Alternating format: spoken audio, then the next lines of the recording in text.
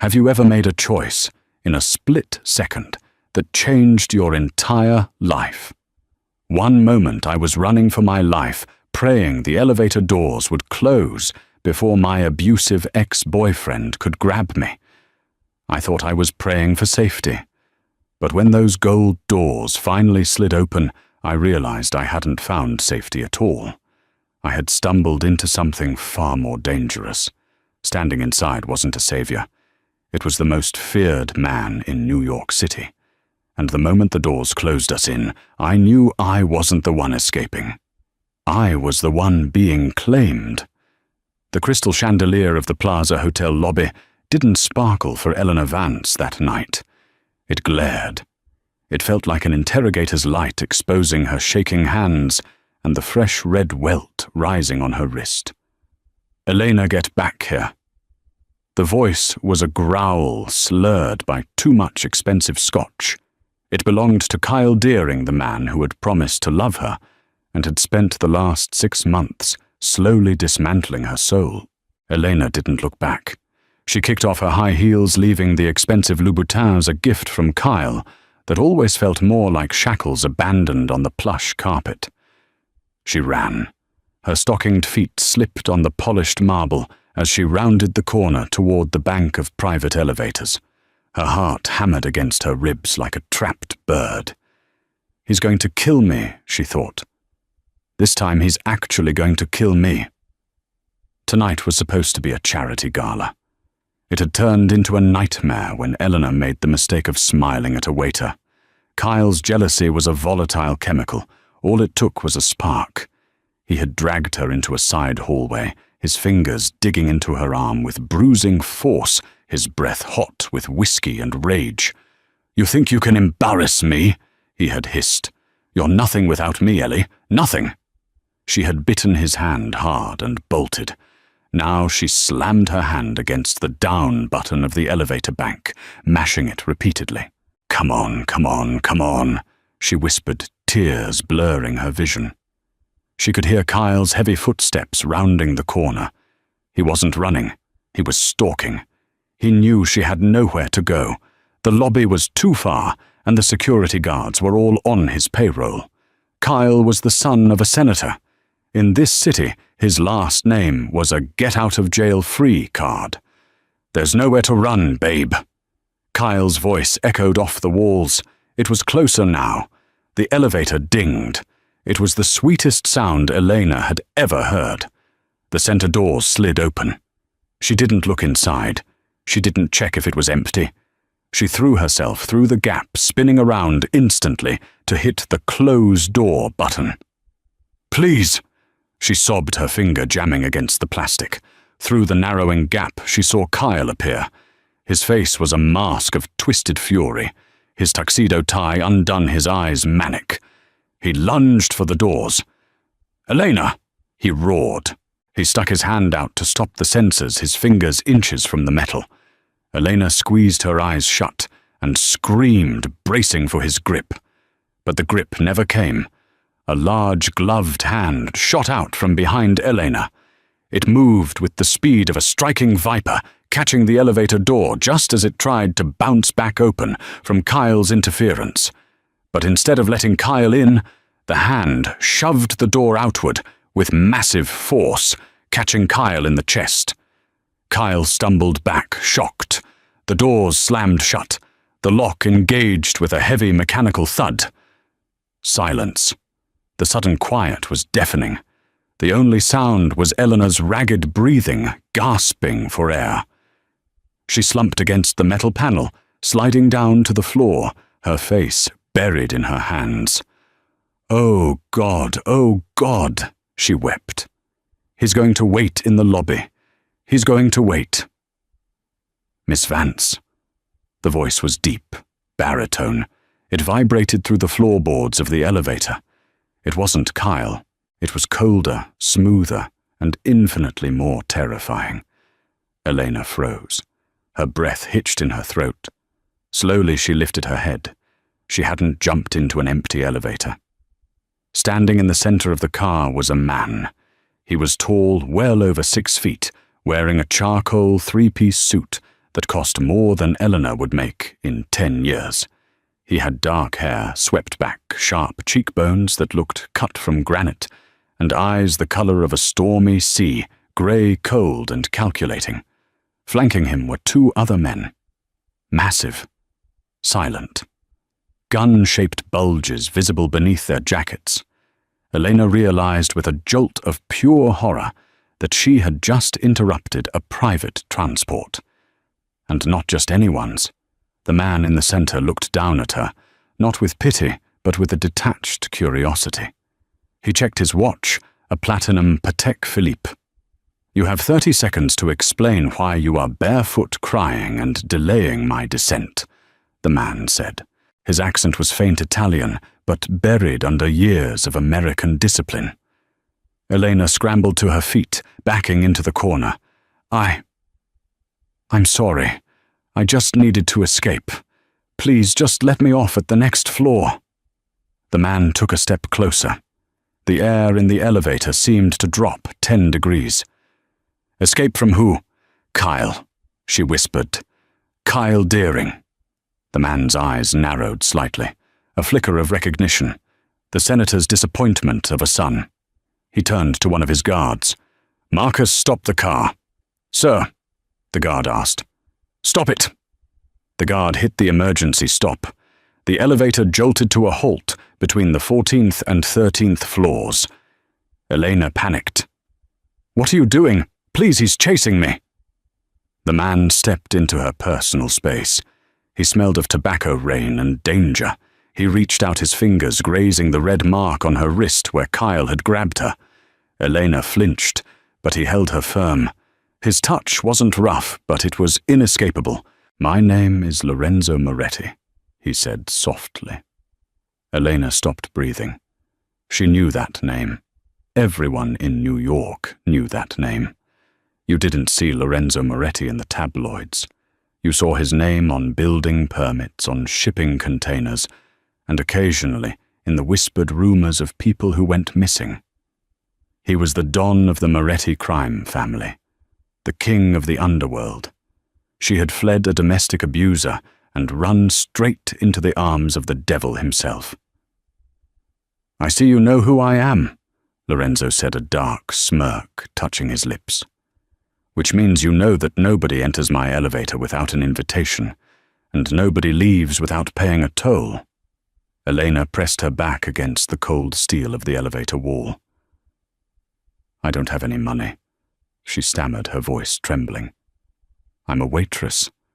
I paint portraits on the side. I have nothing you want." Lorenzo released her wrist, though his eyes remained fixed on her face. He studied her like she was an abstract painting. He was deciding whether to buy or burn. "Money is easy, Elena," Lorenzo said, buttoning his suit jacket. "I have more money than God. I don't need your tips." He signaled to Marcus. The guard flipped the switch, and the elevator began to descend again. "Then what do you want?" Elena asked, eyeing the floor numbers counting down. 20, 19, 18. "Kyle Deering owes me a debt," Lorenzo said, casually adjusting his cufflinks. "A gambling debt. A substantial one. He has been avoiding my calls, avoiding my collectors. He thinks his father's political influence makes him untouchable." Lorenzo turned to her, his gaze intense. "But tonight, fate has delivered me something better than his money. It delivered me his obsession." Elena's blood ran cold. "I'm not his obsession. He hates me. Men like Deering don't chase women they hate down hotel corridors barefoot," Lorenzo corrected. "He treats you like property, and if I take his property, he will come to me." The elevator chimed. Lobby level. Elena felt a surge of adrenaline. No, I'm not going with you. I'm going to the police." The doors opened. Before Elena could move, the two guards stepped in front of her, blocking her exit. "The police!" Lorenzo laughed, a dry, humorless sound. "Detective Miller is the head of the precinct in this district. He's currently on my payroll for his daughter's college tuition. Go ahead. Call him." Eleanor looked past the guards. Across the lobby she saw Kyle. He was arguing with the concierge, his face red, gesturing wildly toward the elevators. He spotted the doors opening. He saw the guards first. Then he saw Lorenzo. Kyle's face went pale. The rage evaporated, replaced instantly by the terrified look of a man who knows he owes a shark blood. "Mr. Moretti," Kyle stammered, stepping back. I didn't know you were here." Lorenzo stepped out of the elevator, radiating power. The lobby fell silent. Guests stopped whispering. The staff averted their eyes. Lorenzo didn't even look at Kyle. He looked through him. "You've been hard to reach, Kyle," Lorenzo said. "I have the money." Kyle lied, his voice cracking. "I just need a few more days. The trust fund transfer. I'm not interested in your excuses." Lorenzo cut him off. He turned slightly and extended a hand back into the elevator. "Elena, come." It wasn't a request. It was a command. Elena looked at Kyle. He looked terrified, but beneath the fear she saw the possessive gleam in his eyes. If she stayed here, Kyle would drag her into a car, and tonight would end in violence. She knew it. She looked at Lorenzo. He was a criminal, a killer. But he was calm, controlled, and right now he was the only wall standing between her and Kyle. Elena made her choice. She stepped out of the elevator, keeping her head high despite her lack of shoes. She took Lorenzo's hand. His grip was warm, rough, and solid. "She's coming with me," Lorenzo announced to the lobby. "You can't do that," Kyle shouted, finding a shred of courage. "She's my girlfriend." Lorenzo stopped. He turned slowly to face Kyle. The temperature in the room seemed to hit absolute zero. Lorenzo walked up to Kyle until they were nose to nose. Kyle shrank back. "She is not your girlfriend," Lorenzo whispered, loud enough for the onlookers to hear. "She is collateral.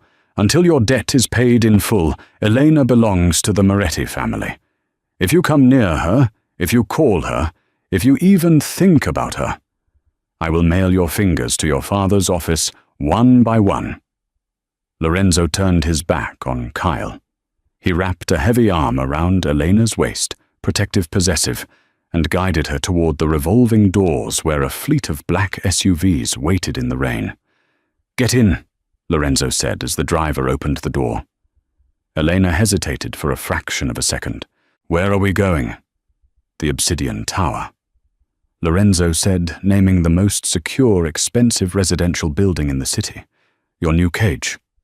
The ride was silent. The rain lashed against the bulletproof windows of the Cadillac Escalade, blurring the lights of New York City into streaks of neon. Elena sat as far away from Lorenzo as possible, pressing herself against the door. Her adrenaline was fading, replaced by a deep, aching exhaustion and a growing realization of what she had done. She had jumped out of the frying pan and into the fire. Lorenzo was on his phone, speaking in rapid-fire Italian. She caught words like "deering," "senator," and "lockdown." He hung up and looked at her. He reached into a compartment next to him and pulled out a bottle of water and a small first aid kit. "Give me your hand," he said. "I'm fine," Elena said, clutching her wrist. "I didn't ask if you were fine. I said, give me your hand." Elena slowly extended her arm. Lorenzo opened the kit, took out an antiseptic wipe and a cooling gel pad. With surprising gentleness, he treated the bruising on her wrist where Kyle had grabbed her. "He does this often?" Lorenzo asked, not looking at her eyes, focusing on his work. "It started a few months ago," Elena whispered. "Just yelling at first, then grabbing. Tonight was the worst it's been." "He's a weak man," Lorenzo said with disgust. "Weak men use violence to feel strong. Strong men use violence to restore order." He wrapped a small bandage around her wrist. "You won't be going back to your apartment tonight.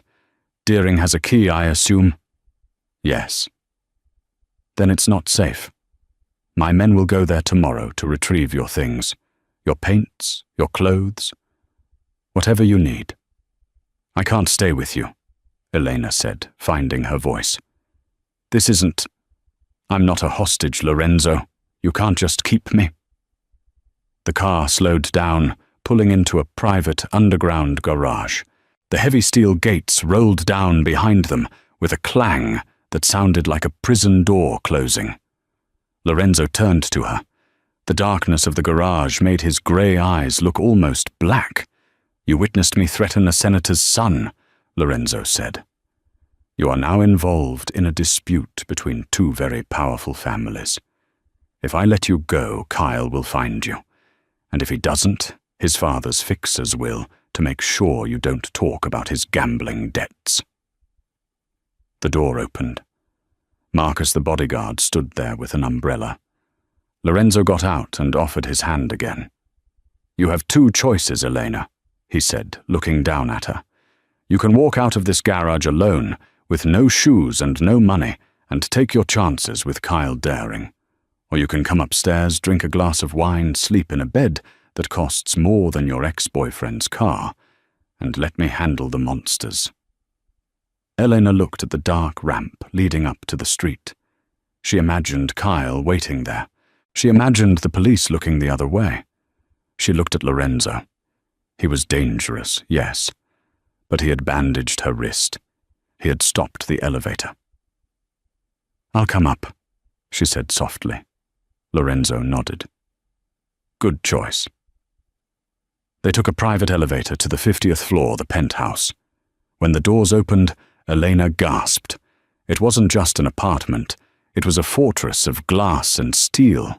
Floor-to-ceiling windows offered a panoramic view of Manhattan.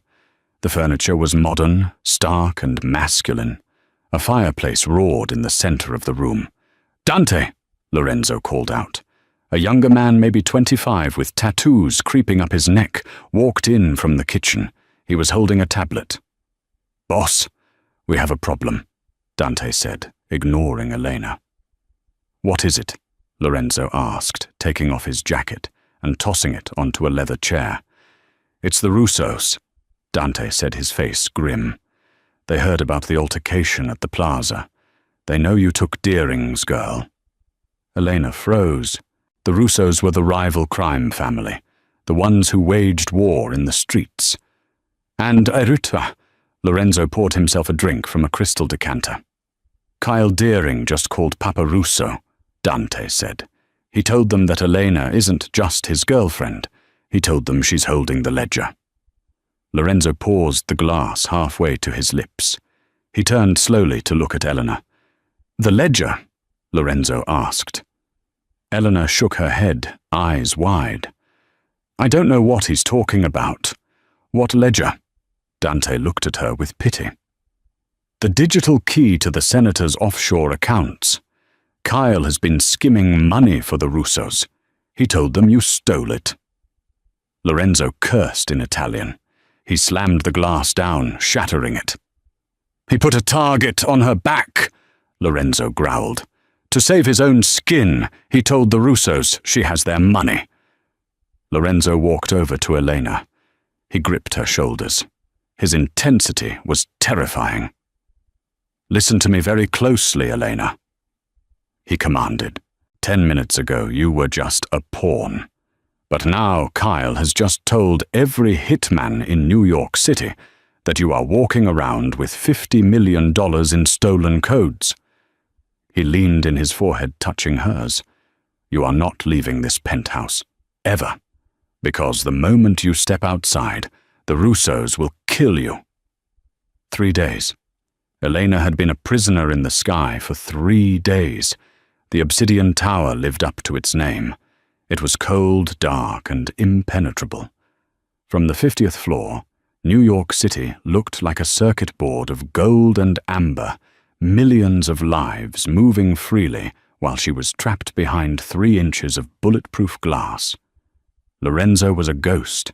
He left before she woke up and returned long after she had retreated to the guest suite. But his presence was everywhere. It was in the fresh lilies that appeared on the dining table every morning. It was in the closet full of designer clothes that had been delivered silks, cashmeres, things that fit her perfectly, though she had never told him her size. And it was in the guards. Marcus stood by the elevator. Dante paced the hallway. They were polite, but they were jailers. "I need to go out," Elena said on the fourth evening. She walked into the living room where Lorenzo was finally sitting, nursing a tumbler of amber liquid and reading a thick file. He didn't look up. "No. I'm going crazy, Lorenzo. I haven't breathed fresh air in 72 hours. I need to go for a run or a walk, anything." Lorenzo closed the file. The sound was sharp in the quiet room. He stood up and walked over to the massive window. "Come here," he said. His voice was low, tired. Elena hesitated, then walked to his side. He pointed down at the street 50 stories below. "You see that black sedan on the corner, the Lincoln?" Elena squinted. "Yes, that's a Russo spotter, and the van parked by the coffee shop 3 blocks over. That's an intercept team. They are waiting for you, Eleanor. The moment you step onto the pavement, you are dead. Or worse, taken." Eleanor wrapped her arms around herself, a chill settling into her bones that had nothing to do with the air conditioning. "Kyle, has he tried to call?" "He has called me," Lorenzo said, turning to face her. His eyes were stormy. "He offered me $2 million to hand you over to the Russos. He claims it's a finder's fee." Elena felt sick. "He really hates me that much." "He doesn't hate you. He's terrified. He knows that if the Russos find out he lied about the ledger, they'll skin him alive. So he needs you to be the scapegoat. As long as they are hunting you, they aren't looking at him." Lorenzo reached out his hand, hovering near her face, before he tucked a stray lock of hair behind her ear. The touch sent a jolt of electricity down Elena's spine. It was the first time he had touched her since the elevator. "You are safe here," he murmured. "I have never lost something I decided to keep." "Is that what I am?" Elena whispered, looking up into his grey eyes. "Something you decided to keep." Lorenzo's gaze dropped to her lips. The air between them crackled with a tension that was thick, heavy, and dangerous. For a moment, the Mafia boss vanished, and he was just a man looking at a woman he wanted. "You are," he started. Crack! The sound was like a whip snapping, but infinitely louder. The heavy glass window, right next to Eleanor's head, spiderwebbed into 1,000 fractures. A small, perfect hole appeared in the center of the web. Lorenzo moved faster than human thought. "Down!" he roared. He tackled Eleanor, slamming her to the Persian rug and covering her body with his own. Crack! Crack! 2 more impacts hit the glass. The bulletproof reinforced. Pain groaned, and then shattered inward, raining shards of safety glass over them like deadly diamonds. "Sniper!" Dante shouted from the hallway, his weapon already drawn. "Boss, South Tower. They're on the South Tower." Lorenzo dragged Elena across the floor, shielding her head from the debris. The wind howled into the penthouse, carrying the freezing night air. "Are you hit?" Lorenzo demanded, his hands frantically checking her sides, her back. His face was a mask of pure, unadulterated fury. No, I don't think so," Elena gasped, shaking. She looked at the wall where she had been standing. There was a bullet hole in the plaster, right at head height. "They used armor-piercing rounds," Lorenzo growled. "High caliber. They aren't trying to capture you anymore, Elena. They're trying to liquidate the asset." Dante crawled into the room, keeping low. "Boss, we have to move. If they have a sniper, they have a breach team coming up the elevator. The security grid is compromised." Lorenzo pulled Elena to her feet, keeping her crouched low behind the marble kitchen island. "The panic room?" Elena asked, terrified. "No!" Lorenzo said, pulling a sleek black handgun from a holster at the small of his back. He checked the chamber with a metallic click. A panic room is just a coffin with a lock. We are leaving. Leaving. But you said, I said the street wasn't safe. Lorenzo cut her off. He looked at her, his eyes blazing with a mix of adrenaline and something else, protective ferocity. So we aren't taking the street. He grabbed her hand. Do you trust me? Elena looked at the shattered window, then at the man holding her hand. The man who had just used his own body as a shield. Yes, she breathed. Then run. They didn't go to the elevator. Lorenzo led her to the master bedroom, pushed aside a heavy mahogany wardrobe with Dante's help, and revealed a narrow, dark panel in the wall. Service chute, Lorenzo said. It goes down to the subway maintenance tunnels. It hasn't been used since the 1920s. You want us to jump down a garbage chute? Elena asked, her voice rising an octave. It's a ladder, Elena. Go. Now. The sound of an explosion rocked the front door of the penthouse. The breach team was here. Elena didn't argue.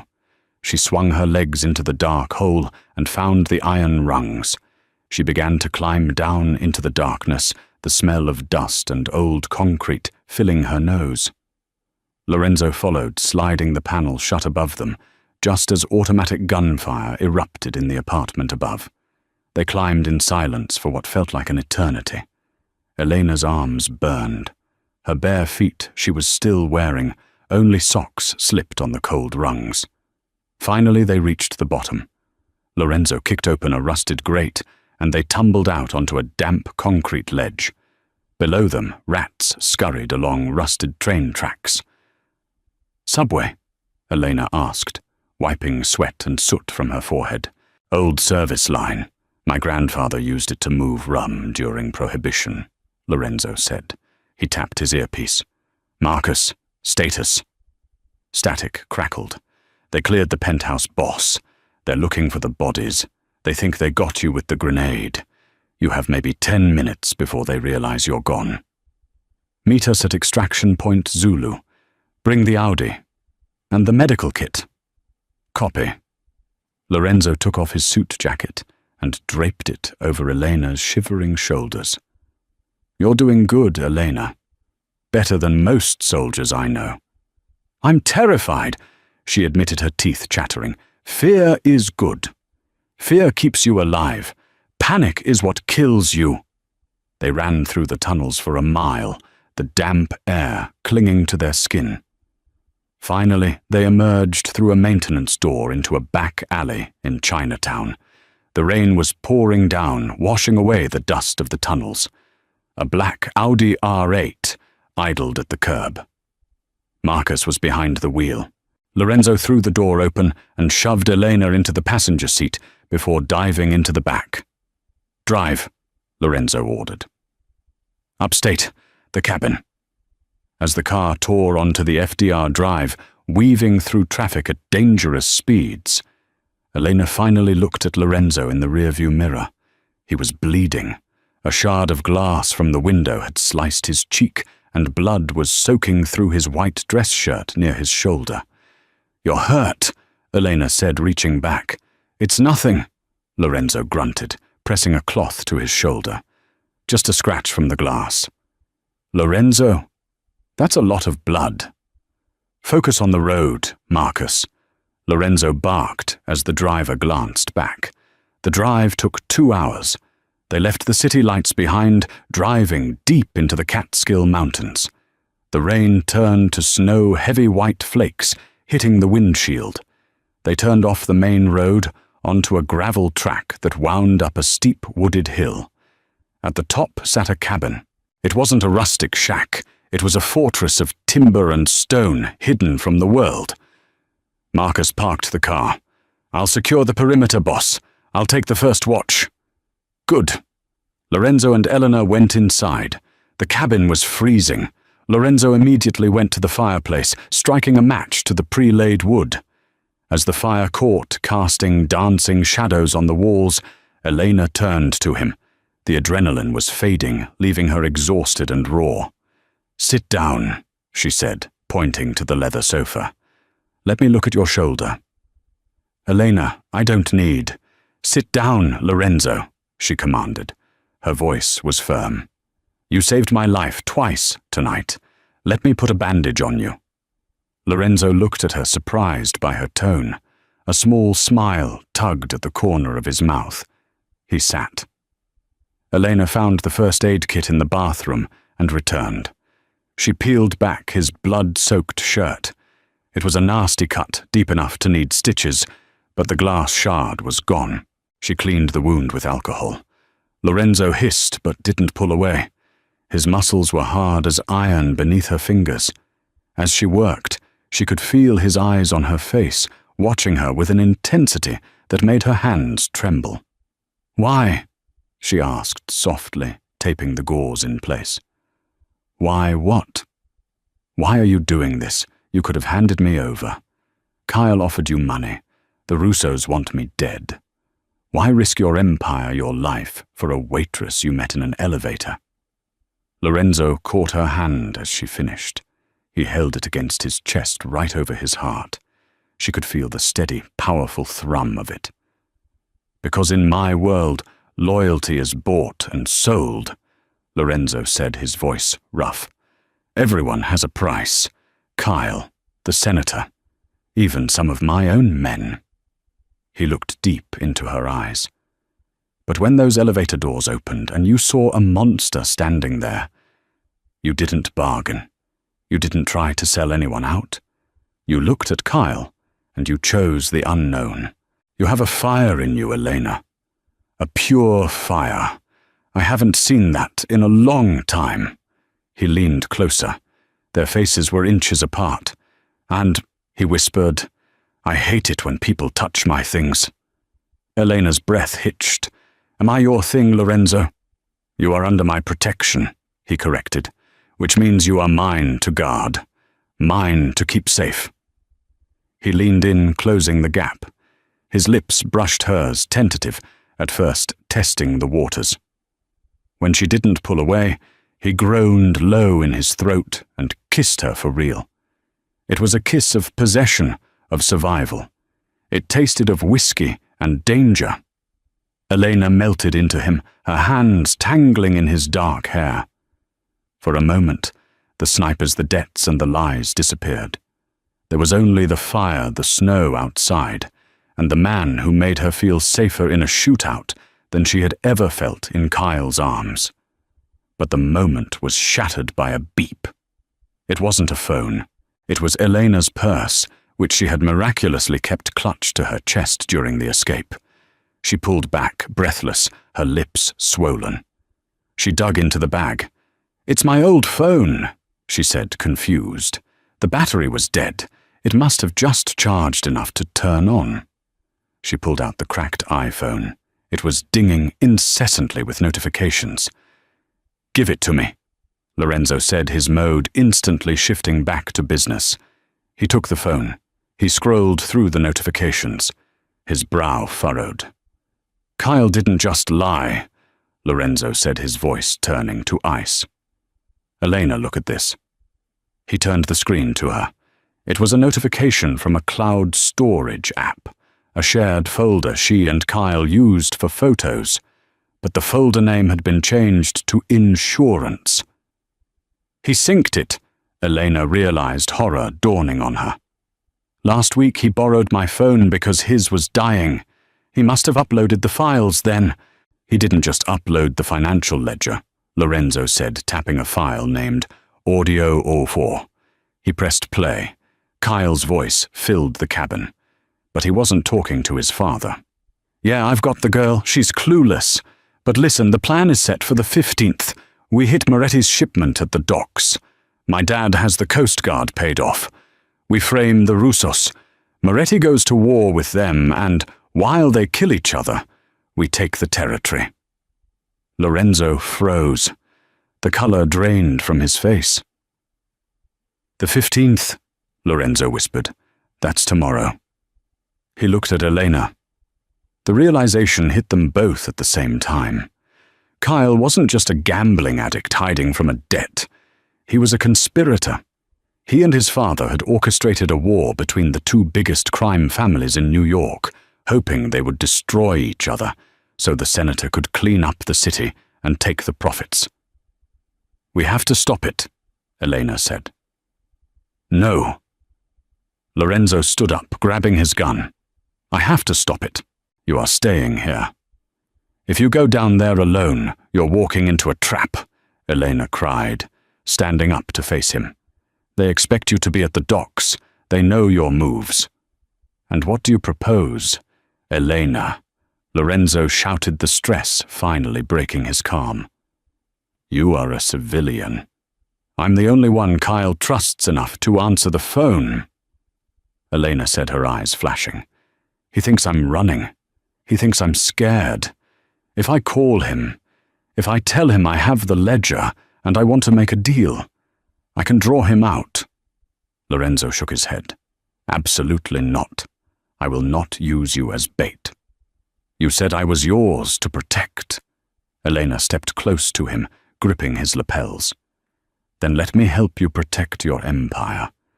Because if you die tomorrow, Lorenzo, who's going to protect me then?" Lorenzo stared at her. He saw the resolve in her eyes. The fear was still there, but the fire was burning brighter. He let out a ragged breath and nodded. "Okay," he said. "We make the call, but we do it my way." The abandoned textile factory in Queens smelled of rust and dead river water. It was a skeletal building, its vast floor covered in debris, moonlight slicing through the broken skylights like jagged teeth. Elena stood in the center of the factory floor. She was shivering, though the air wasn't that cold. She wore a simple coat, her hands shoved deep into her pockets. In her right hand, she gripped the cracked iPhone, the ledger. "Hold steady," Lorenzo's voice whispered in her ear. It was coming from a microscopic earpiece hidden beneath her hair. "I have eyes on you. You are not alone." "I know," she whispered back, barely moving her lips. A pair of headlights cut through the darkness at the far end of the warehouse. A sleek Mercedes SUV rolled in tires, crunching over glass. The doors opened. Kyle stepped out. He looked impeccable in a navy suit, not a hair out of place. It was infuriating. After days of terror, of sleeping in tunnels and cabins, he looked like he was just arriving for brunch. But his eyes were manic. He wasn't alone.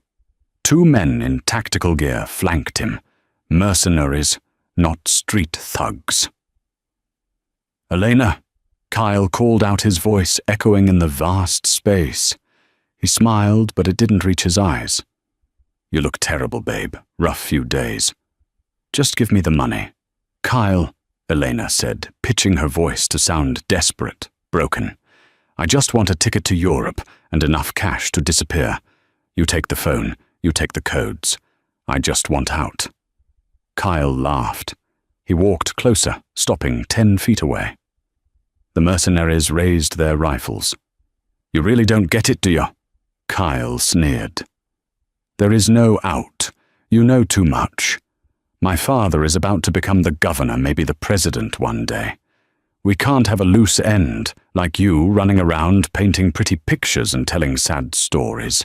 So you're going to kill me?" Elena asked, her hand tightening on the phone. "Like you're going to kill Lorenzo Moretti?" Kyle's arrogance flared. He couldn't resist bragging. It was his fatal flaw. "Moretti is already dead," Kyle scoffed. "He's probably at the docks right now, waiting for a shipment that doesn't exist. While he's freezing his ass off, my father's Coast Guard team is sweeping in to arrest his entire crew. And the Russos? We tipped them off that Moretti was weak. They're hitting his safe houses tonight. By sunrise, the Moretti family will be history, and the Deering family will own this city."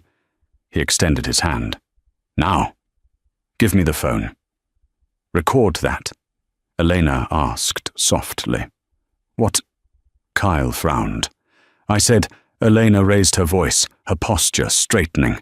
The fear vanished from her face, replaced by a cold, hard glare. "Did you record that Lorenzo—" Kyle froze. From the shadows of the catwalks above, a voice boomed down like the voice of God. "Every word, Kyle. Every single word." Floodlights, dozens of them, suddenly snapped on from the rafters, blinding Kyle and his men. "Drop them!" a chorus of voices shouted. From the shadows of the factory, 30 men emerged. They weren't Coast Guard. They weren't Russos. They were Moretti soldiers dressed in black weapons raised.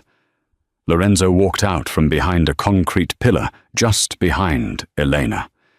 He looked like the Grim Reaper in a tailored suit.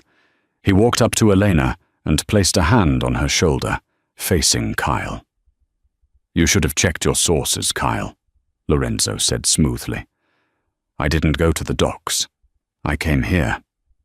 Kyle panicked. He grabbed a pistol from his waistband and aimed it at Elena. "Back off!" he screamed, grabbing one of his mercenaries as a shield. "I'll kill her! I swear to God, I'll kill her!"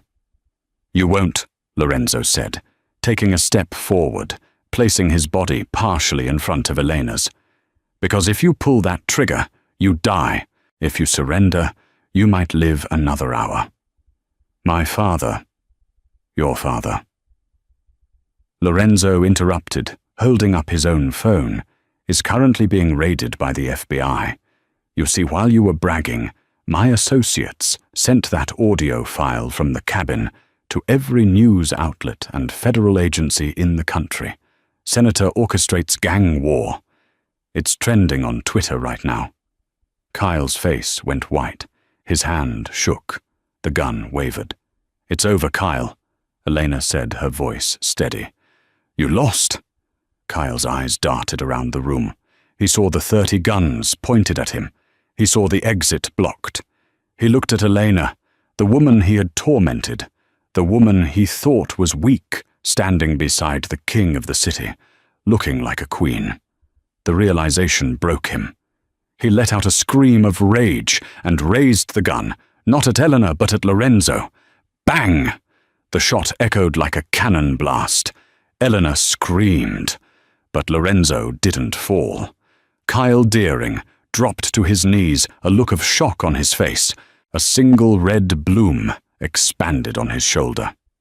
Lorenzo lowered his gun, smoke drifting from the barrel. He hadn't waited. He hadn't hesitated. "Take him!" Lorenzo ordered his men. As the guards rushed forward to zip-tie a screaming Kyle, Lorenzo turned immediately to Elena.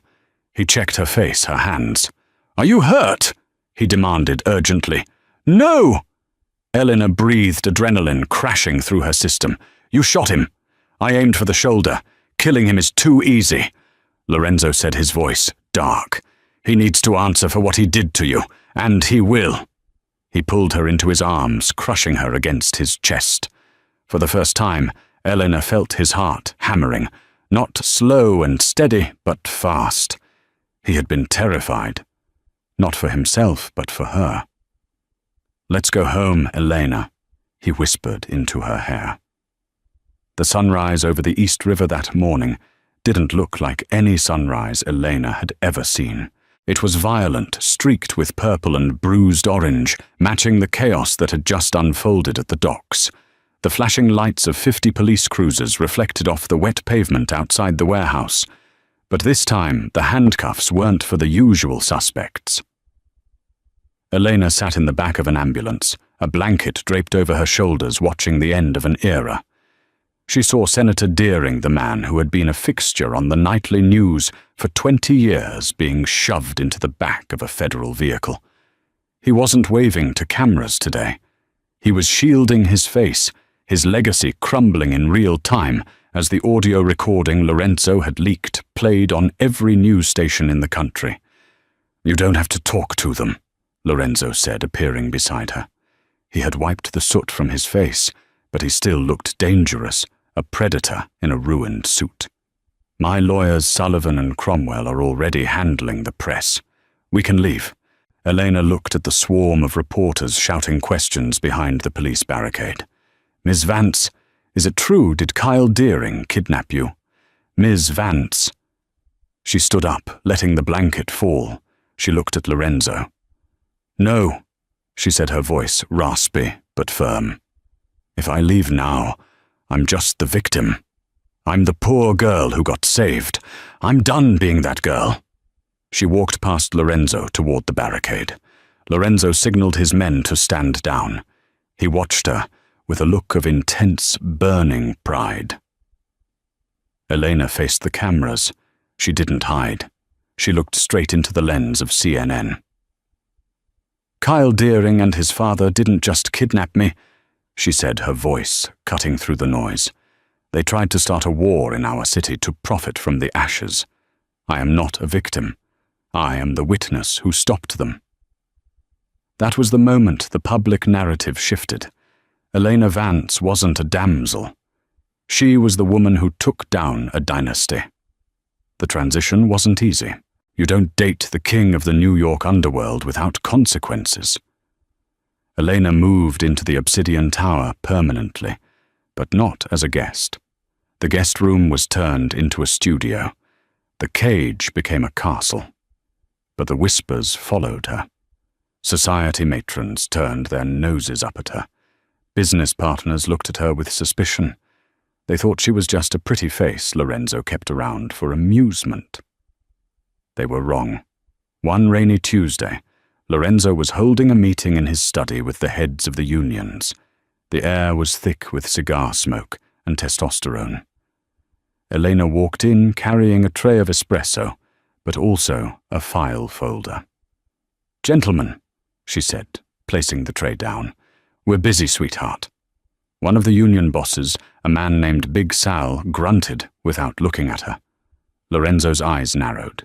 He opened his mouth to speak, to likely break Big Sal's nose, but Elena held up a hand. "Actually, Sal."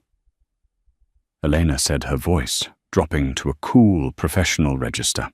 "I'm here because I reviewed the ledger regarding the waterfront property development. You're skimming 4% off the concrete contracts. You think Lorenzo doesn't notice because the numbers are buried in the sub-clauses, but I noticed." The room went dead silent. Big Sal turned red. "Now wait a minute. You have until tomorrow to return the funds," Elena said, pouring an espresso and sliding it to him. "Or I release the audit to the internal board, and we both know what happens then." She turned and walked out her heels, clicking rhythmically on the hardwood. Lorenzo watched her go, a smirk slowly spreading across his face. He looked back at Big Sal, who was sweating profusely. "You heard the lady," Lorenzo said softly. "Tomorrow." From that day on, nobody called her sweetheart. They called her Signora, the Met Gala, the first Monday in May. It was the only night where the lines between the legitimate world and Lorenzo's world blurred. Elena stood in front of the full-length mirror in the master bedroom. She wore a custom Versace gown, midnight blue velvet, that hugged her body like a second skin with a slit that went dangerously high up her thigh. Lorenzo walked in. He stopped dead in his tracks. He came up behind her, his hands settling on her waist. He met her eyes in the reflection. "You look," he struggled for the word, "lethal." "Good," Elena said, turning to fix his bow tie, "because the Russos will be there tonight." "Let them be there," Lorenzo said, dismissing his rivals with a wave. "The truce is holding, and frankly, after what you did to the Deering family, the Russos are terrified of you." "Kyle?" she asked. It was the first time she had said his name in weeks. "Transferred to Rikers," Lorenzo said, his face hardening. "General population. He is finding out that his father's money doesn't buy much respect in the showers. He won't bother anyone again." He reached into his pocket and pulled out a long velvet box. "Lorenzo, you've given me enough," she sighed. "This isn't a gift," he said seriously. "It's a statement." He opened the box. Inside lay a necklace of sapphires and diamonds, heavy and ancient. It was the Moretti family heirloom, his grandmother's. Wearing this means something, Elena. Lorenzo said, his voice low and vulnerable. It means you aren't just my girlfriend. It means you are part of the family. It means you are in the life forever. No turning back. Elena looked at the jewels, then at the man who had bandaged her wrist, the man who had jumped down a garbage chute for her, the man who had killed for her. I made my choice 6 months ago in an elevator, she whispered. Put it on. Lorenzo clasped the heavy jewels around her neck. He kissed the sensitive spot behind her ear. My queen, he murmured. The flashbulbs were blinding as they stepped onto the red carpet. New York Times, Vogue, Vanity Fair. They all screamed her name. Elena Lorenzo, over here. They walked arm in arm, a united front. As they entered the great hall of the museum, the crowd parted. It was a sea of elites, judges, actors, politicians. But when Lorenzo and Elena Moretti walked through, the air changed. It was the respect given to predators. They reached the bar. At the far end stood Papa Russo, the old don of the rival family. He was watching them. Lorenzo stiffened, ready for a confrontation, but Russo simply raised his glass of champagne, nodded once at Elena, and turned away. It was a concession, acknowledgement. Elena let out a breath she didn't know she was holding. "Dance with me," Lorenzo said, pulling her toward the music. They swayed to a slow jazz number. The room blurred around them. "You know," Lorenzo whispered in her ear, his hand warm on the small of her back. "I bought something today." "Another building," Elena teased. "A yacht. The Plaza Hotel," he said. Elena pulled back to look at him, shock widening her eyes. "The Plaza, why?" Lorenzo smiled, a genuine, boyish smile that took years off his face. "Because I realized I didn't like the memory of how we met," he said. "Running, crying, fear. I want to replace it." He pulled her closer, his lips brushing hers. "I booked the penthouse suite for tonight, and I reserved the private elevator. Just for us. This time, when the doors close, nobody is running." Eleanor laughed, a sound of pure, unadulterated joy that rang out over the music. She kissed him right there in front of the entire city of New York. "Well then, Mr. Moretti," she whispered against his lips. "What are we waiting for? I believe you owe me a ride." As they walked out of the gala, hand in hand, leaving the cameras and the whispers behind, Elena knew her life had twisted in ways she never expected. She had run from a boy who wanted to break her and ran straight into a man who helped her build herself back up, stronger, sharper, and unbreakable. The elevator doors were waiting, and this time she was ready for the rise. And that is the incredible finale of Eleanor and Lorenzo's story. Talk about a glow-up from running barefoot in the lobby to wearing the family diamonds and running the city. I think my favorite part was Eleanor putting that union boss in his place. She didn't just marry the boss, she became the boss. What did you guys think of the ending? Do you think Kyle got off too easy in prison, or is that exactly where he belongs? And honestly, would you be brave enough to join a family like the Morettis? If you loved this series, please hit that like button right now. Let's try to get this video to 10,000 likes. Don't forget to subscribe and ring the bell so you don't miss our next story. I have a wild secret baby with a billionaire drama coming up next week that you do not want to miss. Thanks for watching, and stay safe out there.